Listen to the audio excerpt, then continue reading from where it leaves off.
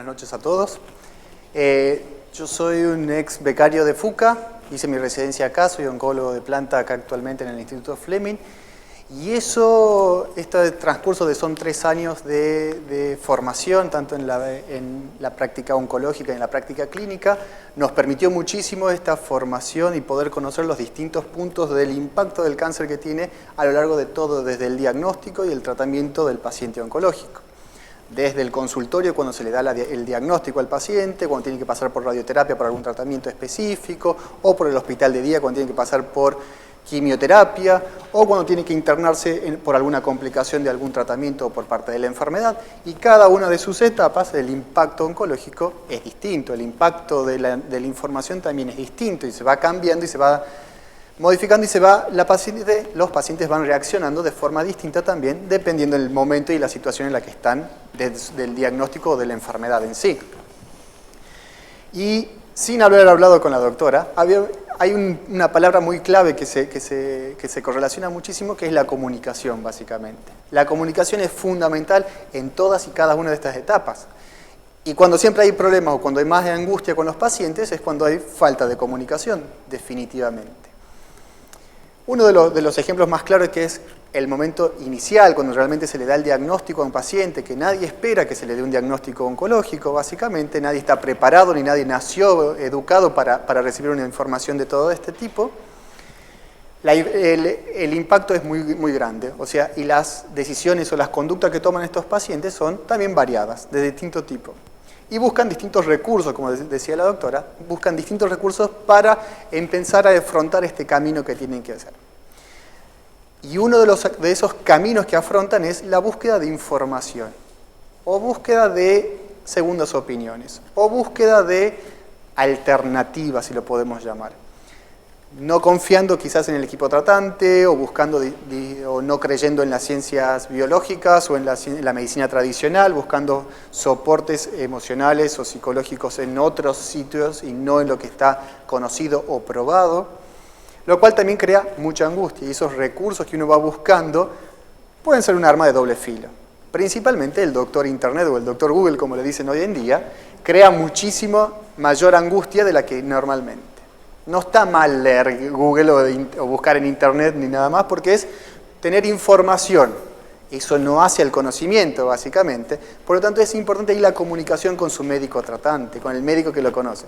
Traerle toda la información que seguro el médico que también la leyó, y no va a ser la primera vez que la lee o que alguien se la trae, y pueden discutir cuáles son las opciones y si son candidatos para recibir ese tratamiento que están leyendo en Internet, o si son candidatos o si son en el momento adecuado de la enfermedad para poder afrontar ese tratamiento, esa medicación o lo que se esté leyendo en ese momento. Eso sería lo más importante en este momento.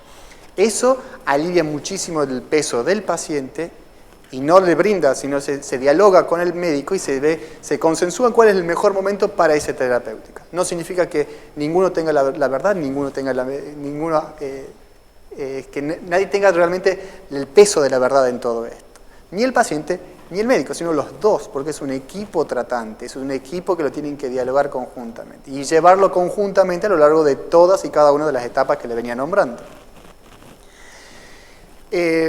Por lo tanto, esto es muy importante, la comunicación, nunca dejar de comunicarse. Otro ejemplo muy importante que se logra ver muy a menudo es, a lo largo de todo el tiempo que van pasando por distintos y cada uno de estos servicios que les fui nombrando, consultorio, segundas opiniones, hospital de día, internación, guardia, vecina del frente o cualquiera, siempre hay opiniones distintas. Y siempre uno está buscando o chequeando la información que uno quiere escuchar, que uno quiere buscar.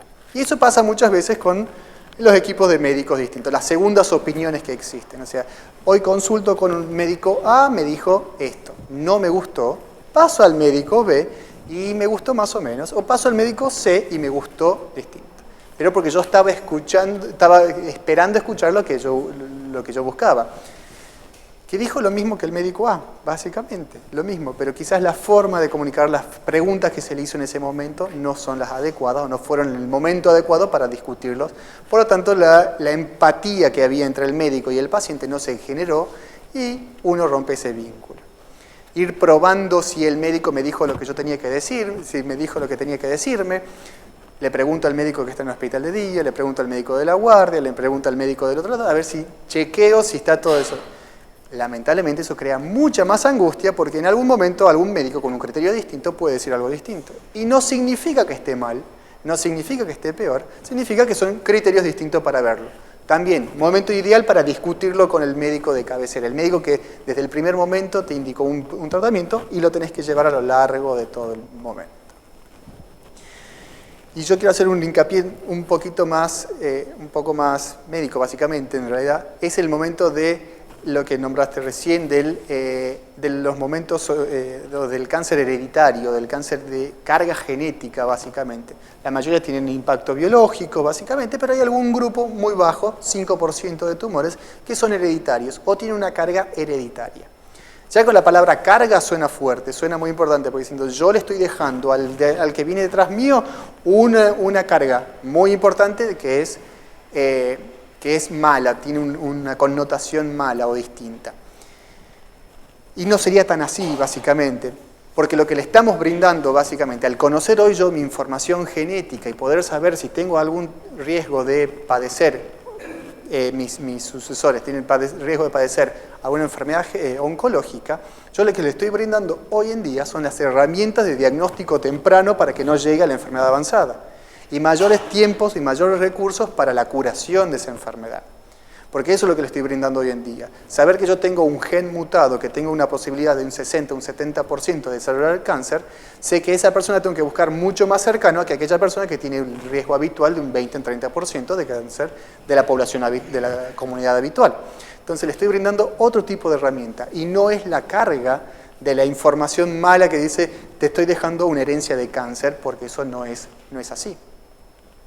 Y además, si lo fuera así, no es la culpa ni de la paciente, ni de la familia, ni de nadie que eso suceda.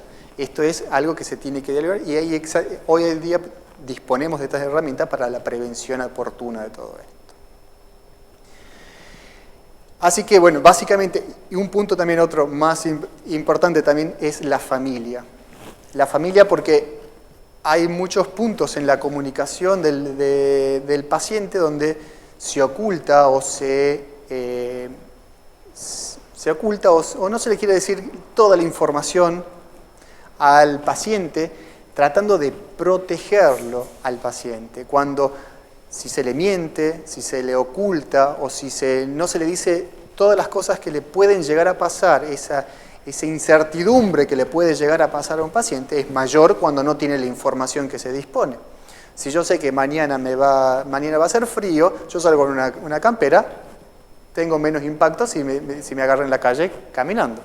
Entonces, si yo brindo mayor información a los pacientes y al entorno familiar y están todos conociendo todos los datos de la información de la enfermedad, es mucho más fácil llevarlo a cabo, llevar adelante cada uno de los pasos del tratamiento. Radioterapia, quimioterapia, internaciones, etc. Entonces, el vínculo con la familia y el médico tiene que ser un diálogo continuo y siempre todos manejar la misma información, siempre aportar todos los datos que sean beneficiosos y discutirlos con el interesado, el paciente básicamente, el que tiene que tomar las decisiones finales.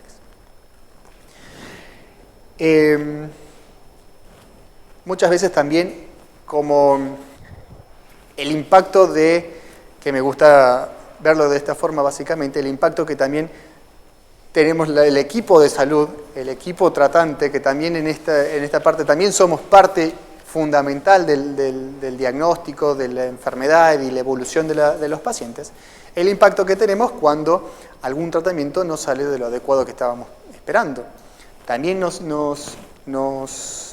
impacta mucho, nos alerta y muchas veces nos hace perder el objetivo. Es por eso es que a veces necesitamos el apoyo y la comunicación con otros equipos, con otros miembros del equipo tratante, que son la discusión de los casos en comité, por ejemplo, porque uno trata de abstenerse de la relación que ya adquirió con el paciente. Ese vínculo que ya es más familiar, más de amigo, que necesito que alguien de afuera me diga, sí, lo que estás haciendo está bien, está correcto, es lo que tenés que seguir. No por la empatía con la familiar, uno con el paciente, porque ya lo considera un familiar, hacer de más o hacer cosas fuera de lo habitual. Entonces también son cosas muy importantes que tenemos que ir evaluando, son distintos impactos. Como siempre dije, esto es algo que nos une a todos, tanto al equipo tratante, médico, como paciente. Esta relación médico-paciente debe ser fluida y altamente comunicada. Lo más charlada posible, mejor todavía.